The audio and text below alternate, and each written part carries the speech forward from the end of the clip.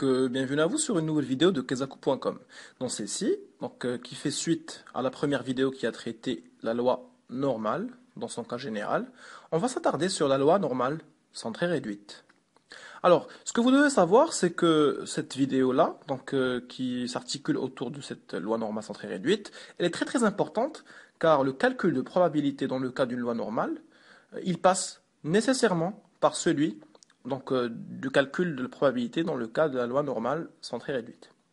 Alors, ce que vous devez savoir, c'est que la loi normale centrée réduite, lorsqu'on dit qu'une variable aléatoire grand X, elle est distribuée de manière centrée réduite, c'est-à-dire qu'elle suit une loi normale, d'accord, de moyenne mu, espérance mu, et de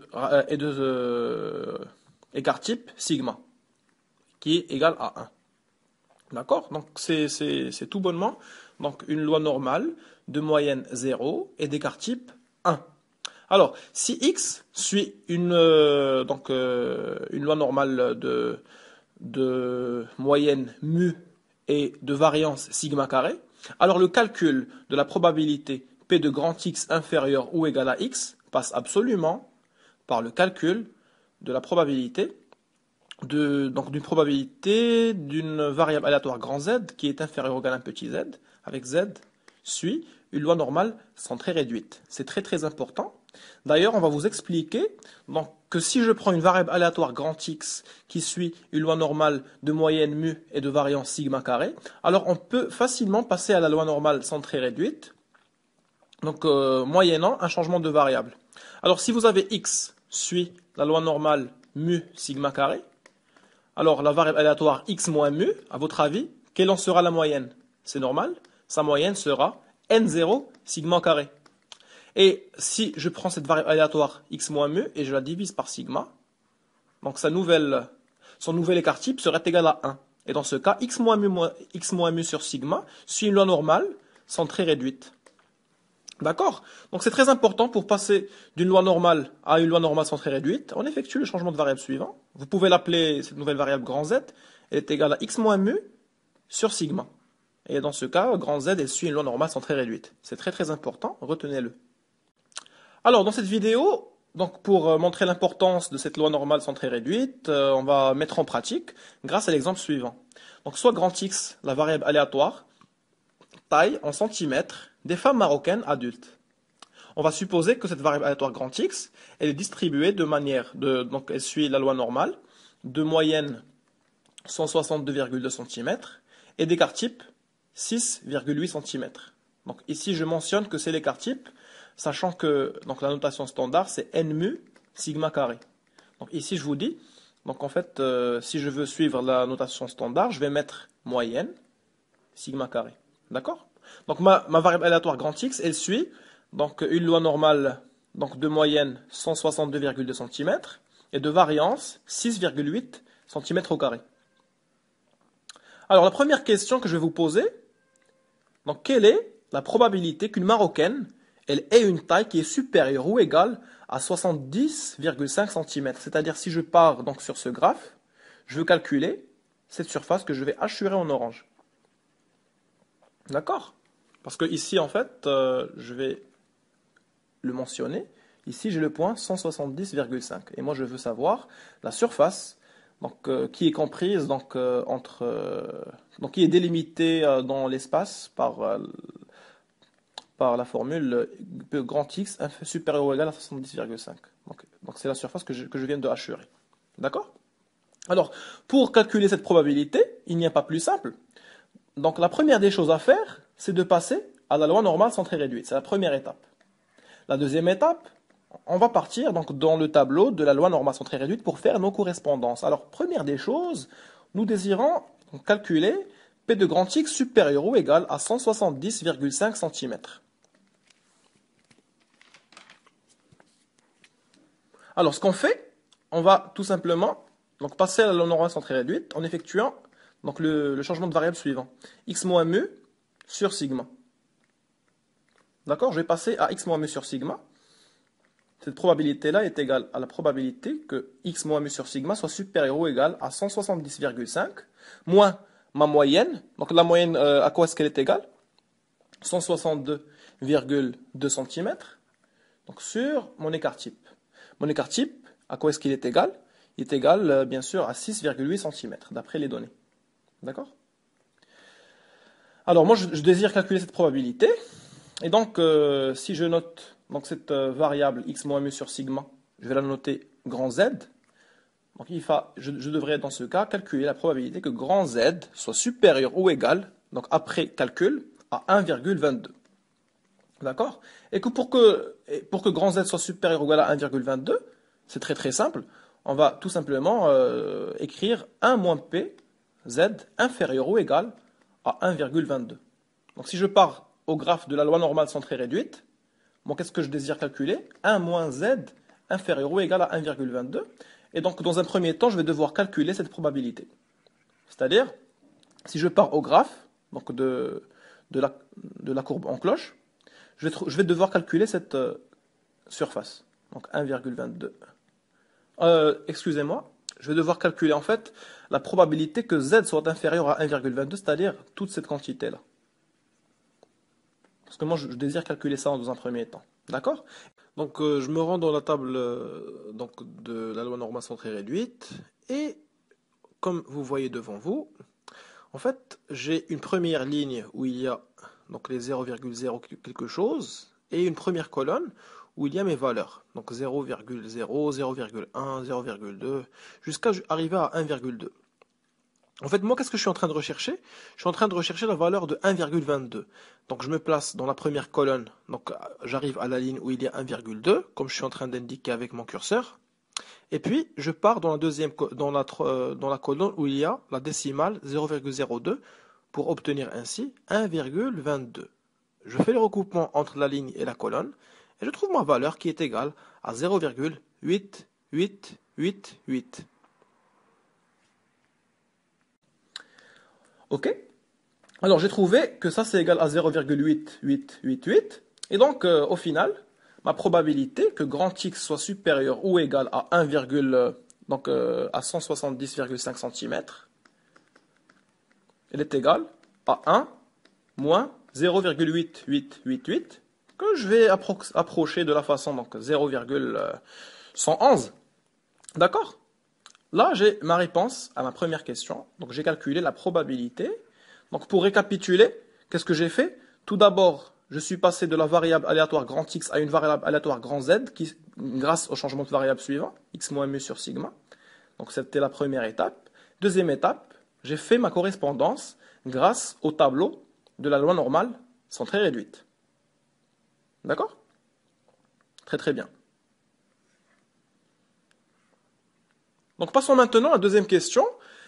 Je vais vous demander quelle est la probabilité qu'une femme ait entre 150,5 cm et 170,5 cm.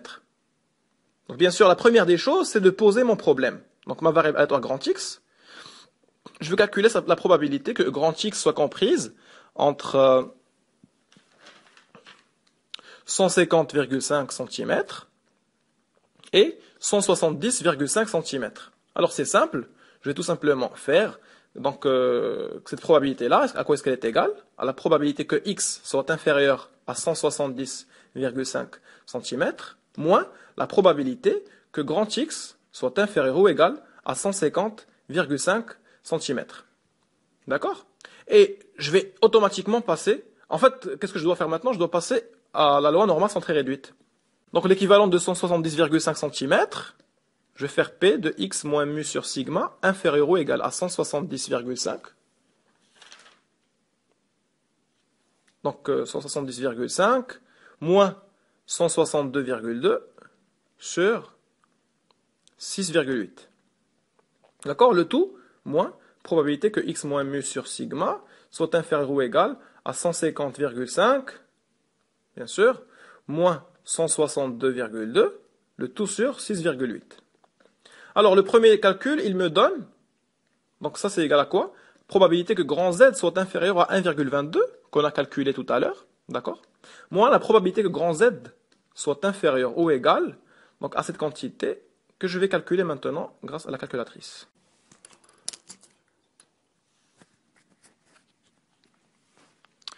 Donc je trouve moins 1,720 ici. Alors la première probabilité, on l'a calculée tout à l'heure. On a trouvé 0,888, d'accord? Et cette probabilité-là, en fait, à quoi est-ce qu'elle est égale? P de Z inférieur ou égal à moins 1,720.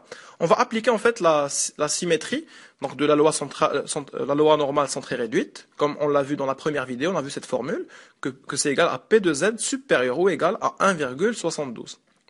Et donc Z supérieur ou égal à 1,72, c'est égal à 1 moins P de Z inférieur ou égal à 1,72. Et maintenant, je me rends dans mon tableau. En me rendant encore une fois dans mon tableau, je vais trouver la ligne où il y a 1,7 et je cherche la ligne et la colonne où il y a 0,02. Donc quand je descends, 1,72 est donné par la valeur 0,957.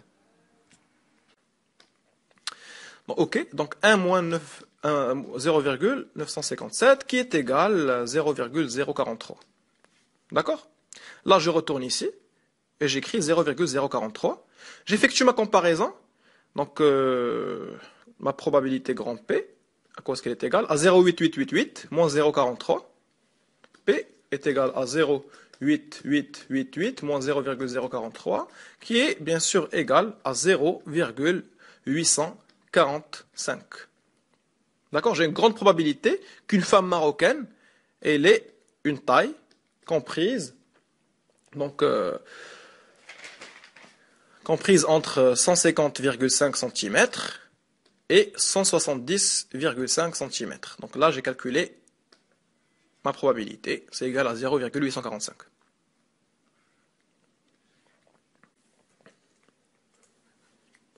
Alors, troisième catégorie de questions, je vous demande de déterminer la taille, petit t, dont les tailles de 10% de toutes les femmes sont inférieures. C'est-à-dire si je fais donc, un petit dessin donc du